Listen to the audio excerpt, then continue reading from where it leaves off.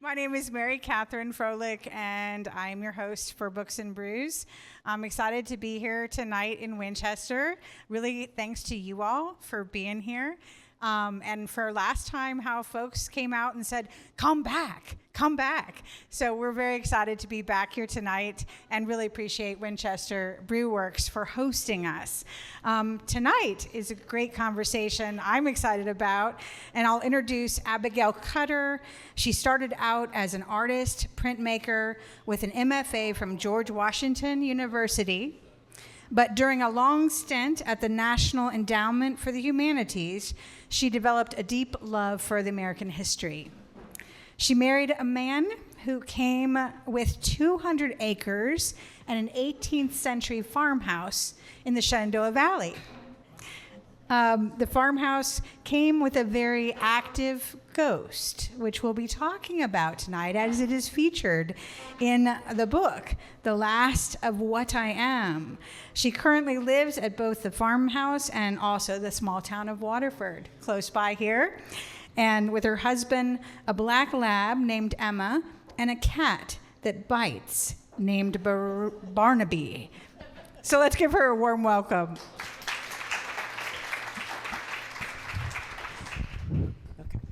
I'm hoping that cat, you have a solution for that cat.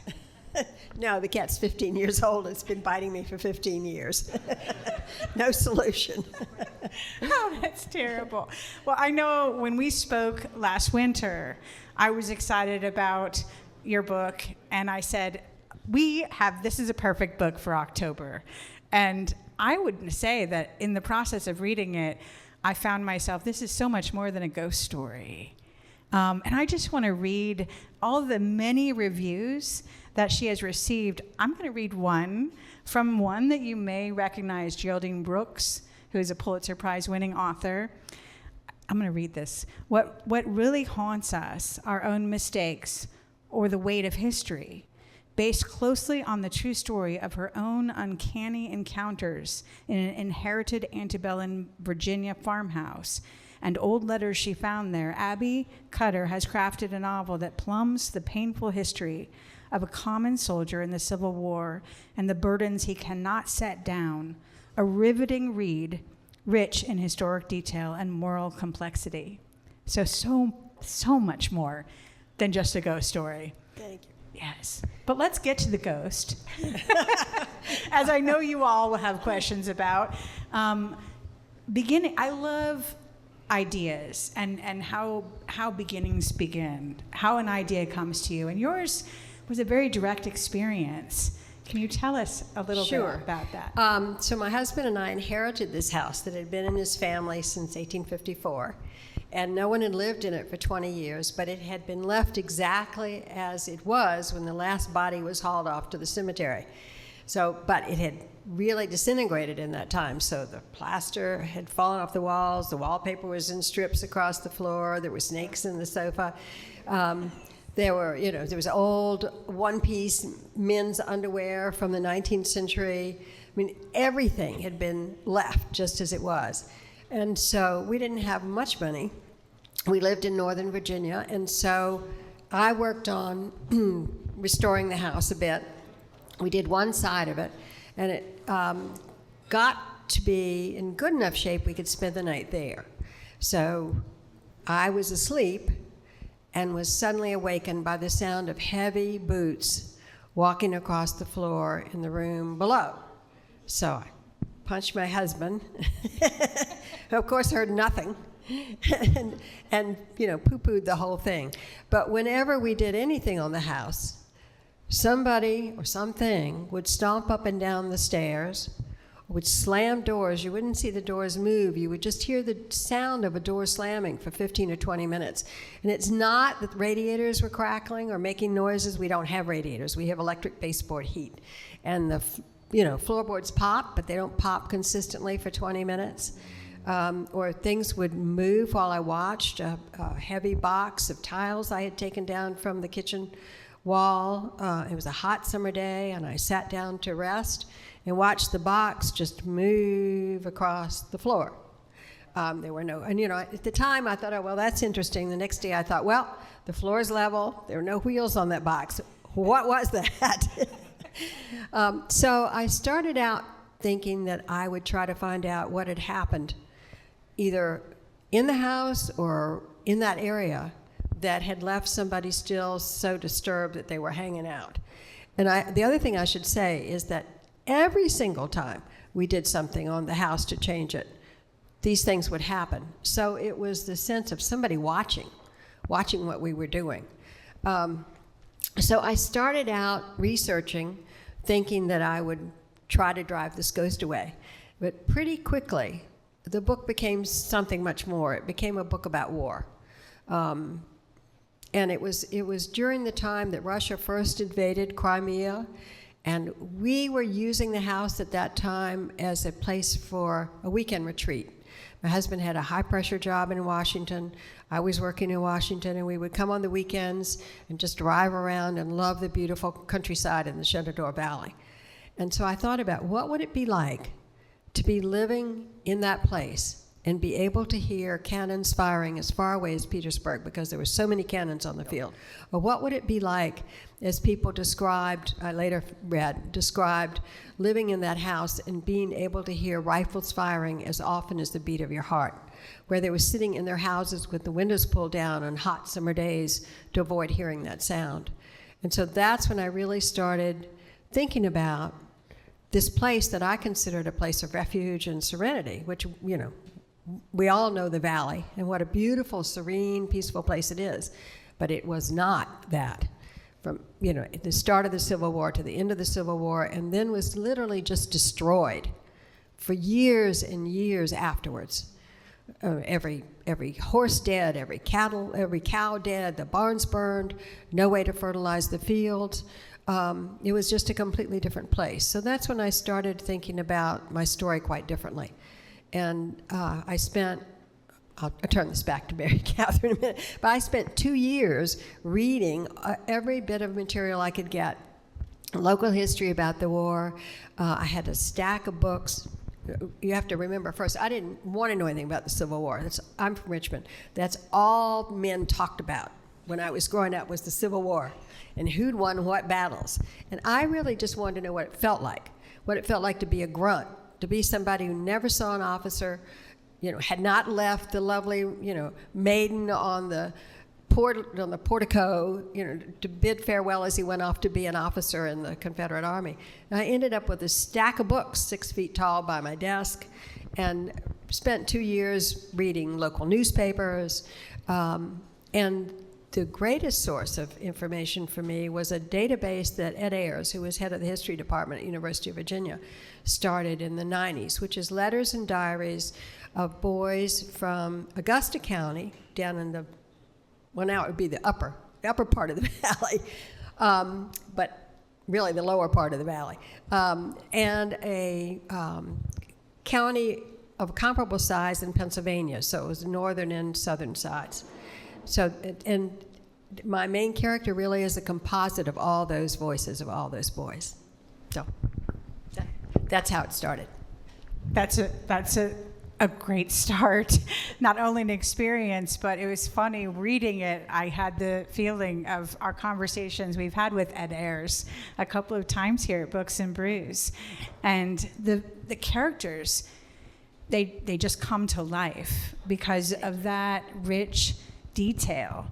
And let's talk about, how Tom Smiley and really his family, because you don't just address the characters of Tom Smiley, but you also get to have the picture of his family. Yeah. So I'll tell you, Tom Smiley was, to start with, the character, and there was a real Tom Smiley, who was my husband's great-grandfather.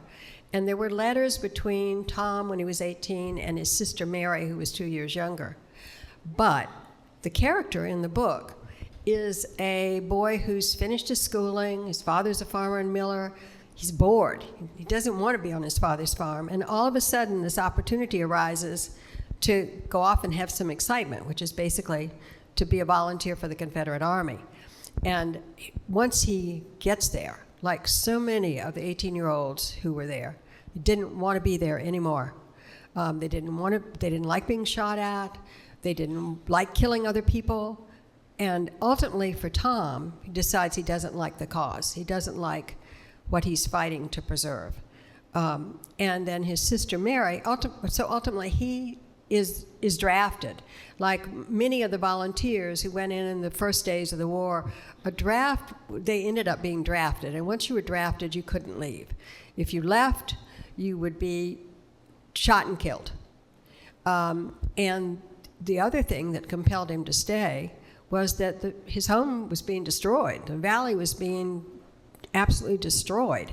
And it was really necessary for him to get back home alive after the war to help his family. Then he left behind a mother, a father, and 2 sisters. And Mary, who's the one who's 2 years younger than he is a sort of quirky, feisty girl who writes letters to him, keeps him going during the time that he's on the battlefield. And also in those days, armies were made up very differently than they are now. They were made up of cousins and brothers and neighbors, people who all knew each other, rather than people from all over the country. And people would come up the valley and bring a ham, a coat. You know, the correspondence between these boys that I would find in the database was basically, you know, so-and-so got shot in the head. Will you bring me my coat when you come? And also bring a ham. It was only later when people had, and also people didn't have paper. So it was later when people were middle-aged that they would write their memoirs, and they would write in a sort of analytical way what had happened to them. So anyway, Mary writes these letters during the war to him, so you get a sense of what's happening at home. And then the last year of the war, Tom was captured at Spotsylvania Courthouse. And so then there are no more letters. So Mary keeps a diary of what's happening at home. So you have, they're the 2 main characters in the book, besides this guy, John Bibb, who was Tom's best friend at Fort Delaware, where he was in prison for a year, captured by the Union soldiers. And there's a relationship between the 2 of them. And ultimately, Tom causes Bibb's death through what you might think is a stupid act, and is really just haunted. He's haunted by it. I mean, the book in some weird ways is a 150-year coming-of-age story. And the reason Tom is in the house is because he doesn't believe in God, but he does believe in hell. And he thinks that he's going to go to hell for the things that he did during the war.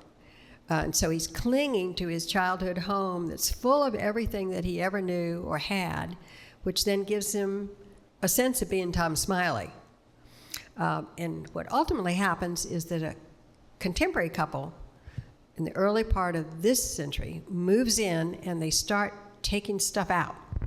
And Tom is, in the stuff in his house, you know, the things that are solid that represent his life. And as they start to haul away, brown furniture, as my children call it, haul away this stuff, it brings up all of these memories that he's been suppressing, that he's only been thinking about his life, you know, as a father and as a husband in the house or as a child, but not during the war.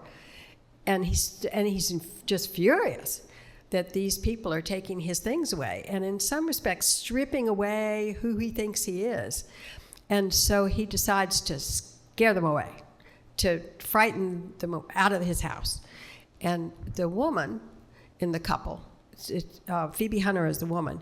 The woman loves the house. She and her husband both really love the house, and she doesn't want to have to leave. And so she figures out how to communicate with him. And as she gets closer to communicating with him, he begins to use her as a confessor. And so ultimately he's able to dig down. I mean, he has what we call today post-traumatic stress disorder, but they called it battle fatigue. He's able to dig down into the stuff that's been lodged in his heart and his mind for 150 years, and ultimately find some peace. So that's the gist of the story. Without giving anything away, I would say. Oh. let's take it back to some of that. I think the other piece is you do make like battlefield markers come alive. While you're reading it, you're trying to figure out where was this happening. One of the first, I was shocked listening to Imboden, was it Imboden? Imboden's, John Imboden. He didn't think at the beginning that these soldiers needed to think about food. Oh, what she's referring to, what? At the beginning, and I'm trying to figure out where that was. Yeah, it's close, the crossing at the Shenandoah. So this is sometimes history is much weirder than anything you can make up. So in the beginning of the early days, when there was discussion about secession, Virginia's secession from the Union, there was a man in Stanton whose name was Imboden, who was a lawyer, was a very prominent citizen of Stanton.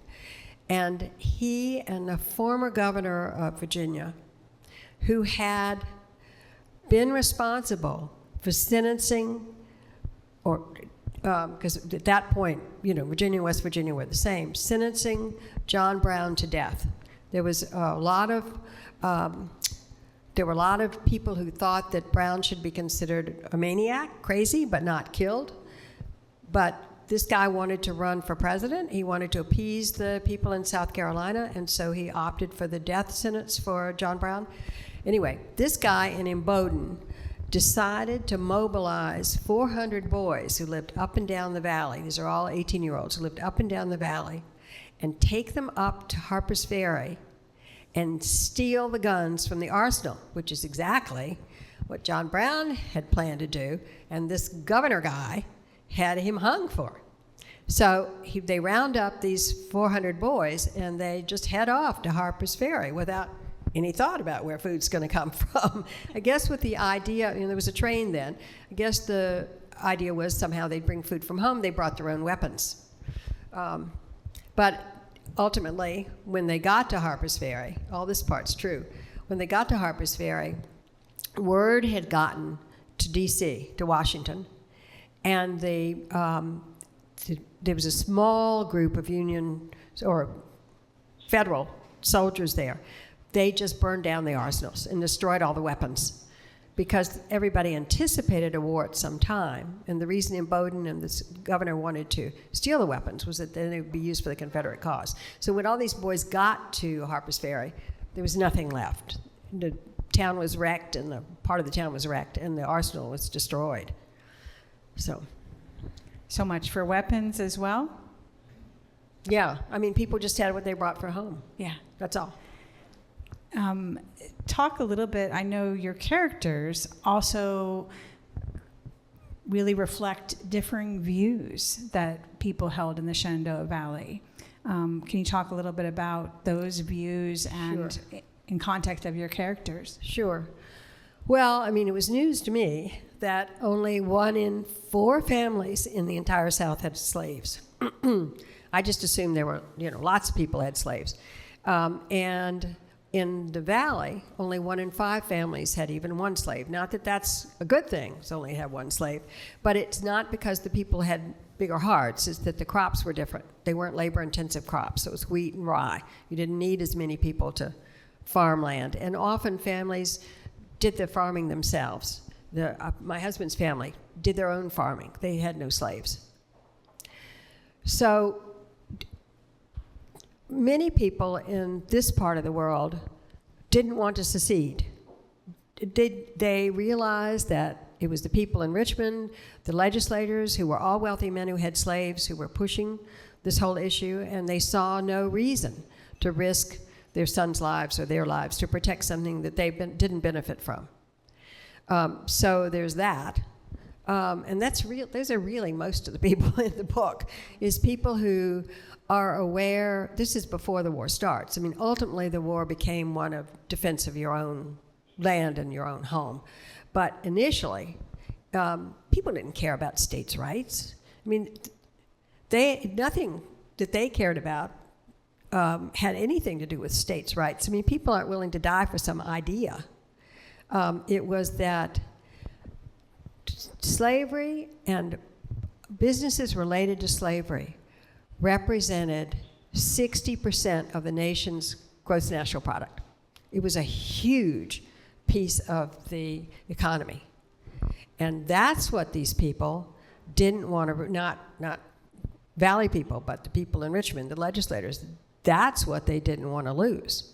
It wasn't directly they were going to lose it. It was that if the territories voted for no slaves, and then they became states, then those states in the Congress would outnumber the southern states, and they there could affect the southern economy. So it was really all about greed. It was simply about greed.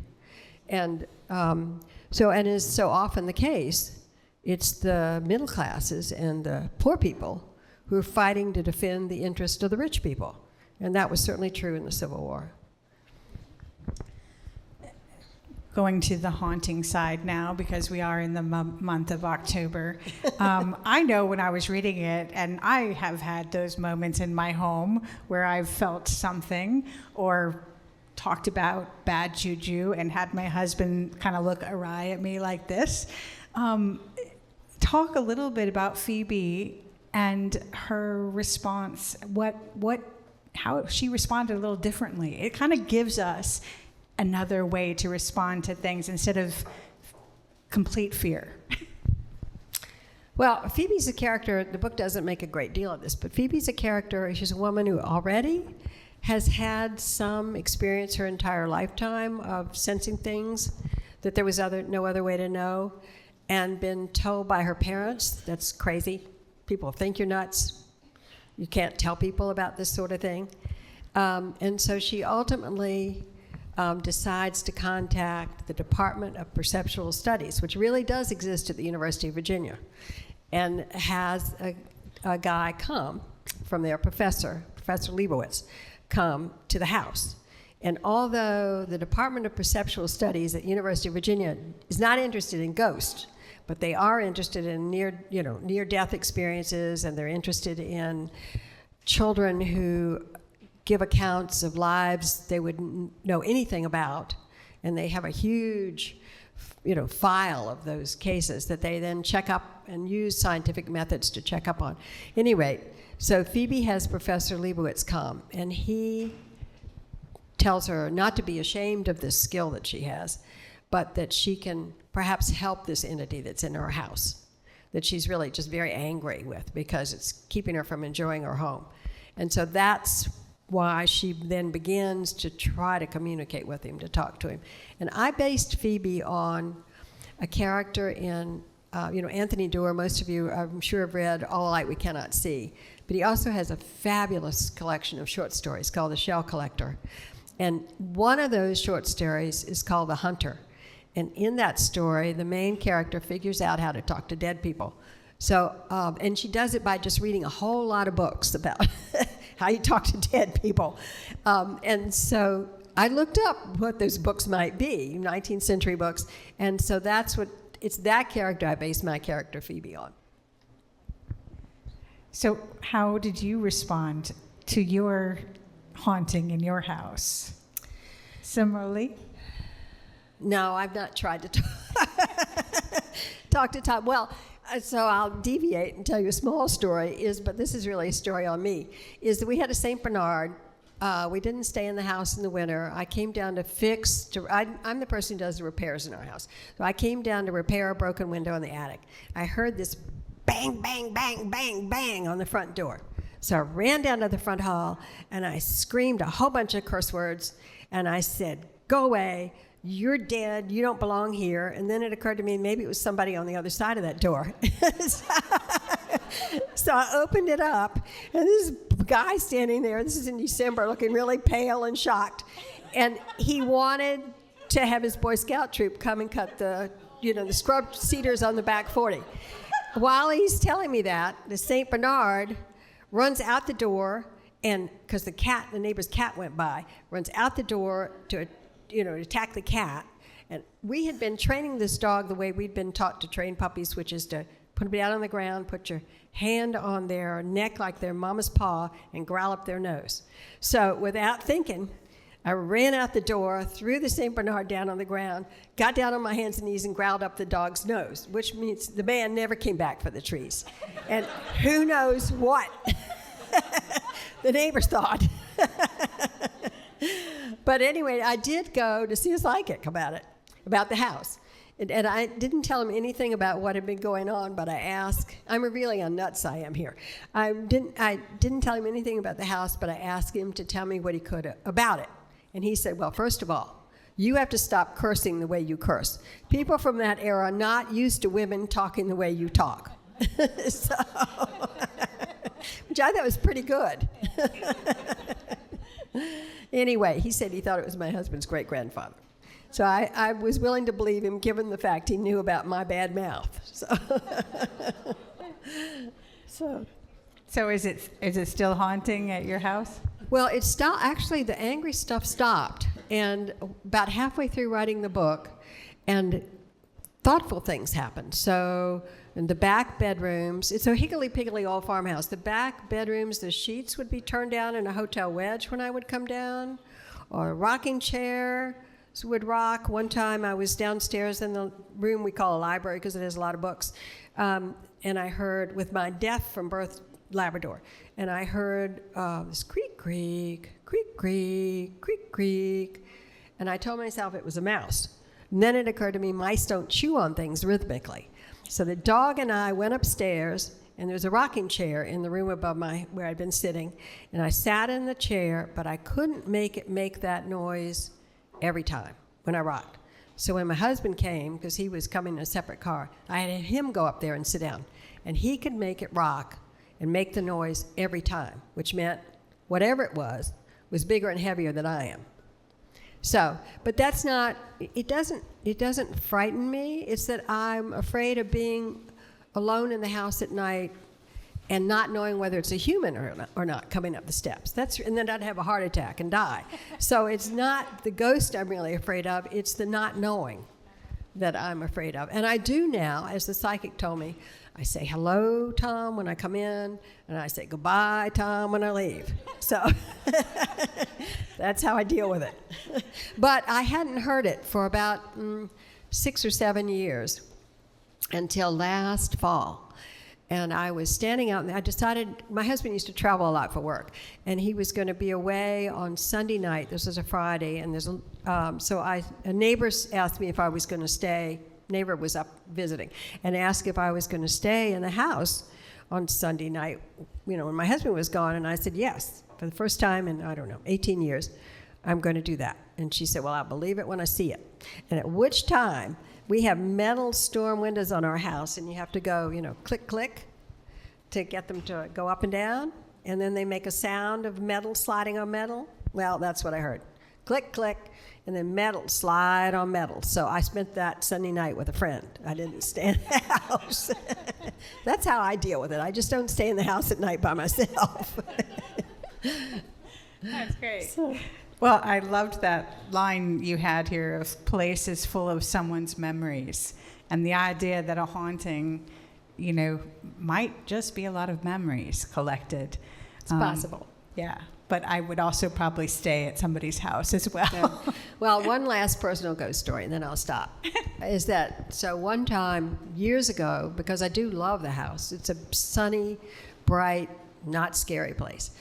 When we had St. Bernards. I took my St. Bernard to the house. My husband was traveling. I drank 4 beers so I wouldn't wake up. I turned all the lights in the house off and went to bed. At 4 a.m, I woke up. I left them all on. I pulled the chains, pushed the buttons, flicked the switches. I woke up at 4 a.m, all the lights were off. So I went downstairs to the circuit breaker box to make certain there was nothing amiss in the circuit breaker box. Everything was fine. So then I come back through the house, I pull the chains to cut the light back on, push the button to push the light back, get the light back on, flip the switch, and went back to bed. And I didn't think about it until the next day. How'd all those switches get flipped, and the buttons get pushed, and the chains get pulled? And that's the last time I spent the night in the house by myself. So it's not just, there's something there. I don't know, I can't say what it is. But it's not floorboards creaking and radiators going pop, pop. It sounds like a good choice what you did. I think the other part of the book that was really impactful was the characters, the soldiers, and the description of all of that, and the prison, the 13 months that Tom Smiley stayed at the prison, but then really the return home. And I think looking about, we can see it in lots of things of what the expectation is to return to normal, to and what is our role in society? Really, what are we to do to help those return to home and shed some of that horror of the war or the time of imprisonment? Well, there was so much that the people at home couldn't talk about, as well as what the returning soldiers couldn't talk about. And in this book, the family and Tom really never share their own histories. The family did some things that they were ashamed of, and Tom felt very guilty about things he did, and they never really came together as a family again after the war. And something I hadn't realized was how economically and physically devastated the South was. People in the North lost family members, but they didn't lose a whole lifestyle, for generations and generations. My father was old when I was born, and he grew up in South Carolina, and I found a poem he wrote in college in the 1920s, and he said it was about, will she ever return to normal again? I mean, this is 60 years after the war. I mean, there was just complete, both physical destruction, all of the farm posts ripped up, all the animals killed, all the farm implements burned. There was something that I didn't know about when I started this, which was something called the burning of the valley. How many of you, do you know what the burning of the valley is? Well, I didn't.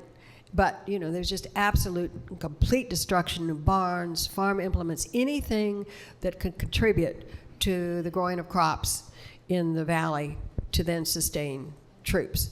And our barn was burned at the farm, and the family wasn't able to rebuild it until the 1880s. So 15, 20 years later, because there weren't the resources to build it. So I think, people in the South suffered wounds both to their lifestyles and also where they lived, that people in the North didn't experience, and it's taken the South a long, long, long time to come back in that way. Well, I'm going to look out to you all and see if you have any burning questions out there. Well, I hope that I'll just repeat it for our folks who are listening later about the communication between you and your ghost and Phoebe and her ghost as to any way that ghost can move on. Is that right? Yeah. Well, in Phoebe's case, she actually learns to hear the ghost. I mean, not hear the ghost stomping and slamming, but hear the ghost.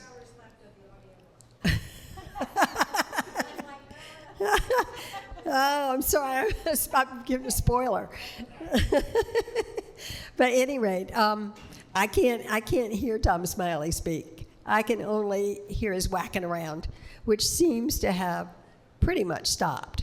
I mean, I think he's still there because of this thing that happened last fall, but I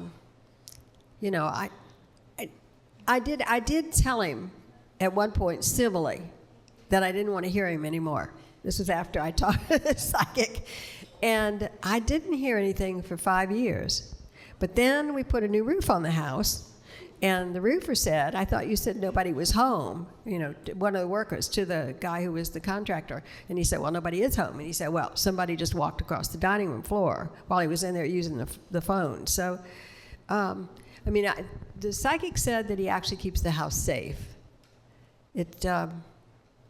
But I don't have Phoebe's powers. I'm not able to somehow help him move on, and I don't have much faith in people who are exorcists. I mean, if I were, I've tried to think of Tom Smiley as what if I had died and nobody could hear me and nobody could see me, but I was still me, and I couldn't make it known what was troubling me. The only way I could do it would be making a lot of noise or disrupting things. But if somebody came and told me to move on and waved a bunch of sage around, I wouldn't move. Why would I leave? I mean, so when people say, why don't you get an exorcist, or why don't you get somebody to, it just seems like a silly exercise. So If your Tom is aware that you're family, and that's why he's hanging out. I have no idea. I have no idea what my Tom is thinking. I tried to imagine what my Tom was thinking. Did you tell him that you're family? No, but my husband came there when he was a little boy because his great aunt still lived there. And his grandmother, who was his great aunt's sister-in-law, would come in the summers.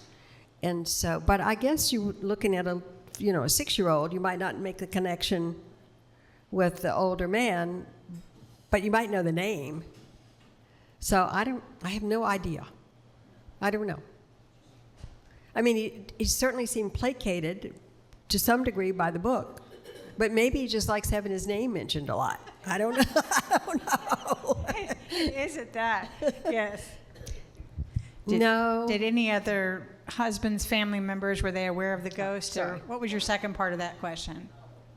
No, so two questions. The first is that nobody of my husband's family ever talked about this. And then the letters in the 60s, my father-in-law, who was not a direct descendant, was the husband of my husband's mother, who was Smiley, took all those letters in cardboard boxes to the University of Virginia Library. And I was saying to MK that during 9/11, I was here.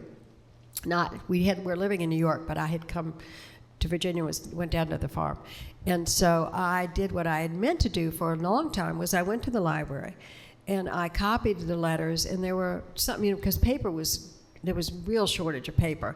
And so there were little scraps like this that the real Tom Smiley carried in his backpack that he'd written on that you couldn't Xerox.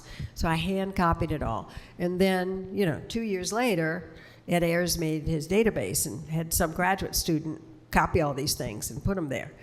So there are things there, like there are letters between a great aunt, from a great aunt to whoever might find the letter, because she thought she was going to die. And she was a widow and didn't manage the farm well, and her overdraft checks are in the drawer still, bounce checks that the bank sent back. And then there's Bowman's great-grandmother wrote letters when she was sick to her children. That it was in the middle of the evangelical reform movement in the mid-19th century. And so she wrote letters to these children about turning towards God and accepting Christianity and living good lives and being good people. But there's actually nothing left in the house that I know of that belonged to Tom. It's all at the University of Virginia. And I used those letters a little bit in the book, just for the personality. The real Tom was a daredevil. He did a lot of stupid things, and he bragged about it in his letters home. And so I've made my character like that. And the letters from Mary, she's a very kind of quirky, funny, likable person. And so I incorporated that into my Mary character. So. Can we talk a little bit about Tom's mother and what happened to her during the war, and what you was that based on what you'd been reading? No, I made all that up. I made up a lot of stuff. But it started out based in real stories and real history. So I don't know if we could talk about what happened to Tom's mother, because that's more spoiler. Okay, we won't spoil it too much. But I made all that up. Well, let's talk then about why you take these historical sources and craft them into fiction. Why go what does that do for us, do you think? Oh, I think the way poets use metaphor, that often metaphor touches your heart more deeply than if somebody just says something outright. I think fiction does that. I think that you can, and that's actually what I really wanted to do, was I wanted to have the reader really feel what it was like to be an 18-year-old caught up in this war in which he had nothing to gain, and it was just pure hell, and he couldn't get out. And the same thing for the people at home. I felt has much more of an impact than if you just read it in a history book. If you are able to then take that experience into your own thoughts and your own heart, then it's more powerful. And this country has, not in our lifetimes, not in a very long time, had a civil war. And it was pure unadulterated hell. So I wanted people to think about that. So that's one of the reasons I wrote fiction rather than straight out history. Did Tom actually die in the house? In the book? In reality. I think he did. He died at the age of 76, 1920. But I don't know that is the reason he's there. I don't know. I have no idea. But you also were saying, why I made it fiction rather than reality is that, or why I wrote a historical novel is that, it's what I said earlier, is that reality is often so strange. And I can't imagine, I've now completed a second historical novel, I can't imagine, I'm not capable of writing a book just from scratch. There's so much crazy stuff in the world, past and present, to draw on that I could never think of. That's, maybe it's the lazy part of me, is attracted to writing historical fiction, because there's so much there to start with. So. You felt that. As a reader, I have to say I love the book. You felt there. You felt with these characters and seeing what they were seeing and how impactful the day-to-day their lives were. So that was really well done. Thank you so much for that. Is there anything you want to leave the readers with, or the large question that you continue to bring through this book of really what is unaddressed in or what we're addressing in the Civil War, in the battle? Well, I think, the question that occurred to me to start with was, why were so many people willing to give up their own lives, see their husbands and their siblings, their brothers go off to war? Why were they willing to do that? I mean, I'm certain much of the South much of this county, this county all the way down the valley was racist, but not many people were racist enough to die for those ideas. And so I think what happens with history this far out is that a lot falls between the cracks, and that everything becomes black and white. There are no grays in between. And there were plenty of grays in between. And so that's what I wanted to do a little bit, was to bring some of that forward and have us really think about that time in this nation and what it did to so many people's lives, and to understand that a little bit better, and hopefully we learn from history. Well, I think from the slave auction that you portray in Stanton, that one time a year, to the things that Tom witnessed, you certainly bring forth a lot of those questions. So thank you so much for writing the book. Well, thank you all for coming and listening to me Thank talk. you for coming.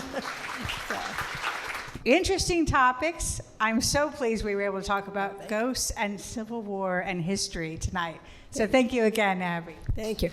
I also just wanted to say that if you're in a book club and you're thinking about reading this book for your book club, on my website there are a bunch of questions that you can use in your book club if you want. So it's just abigailcutter.com.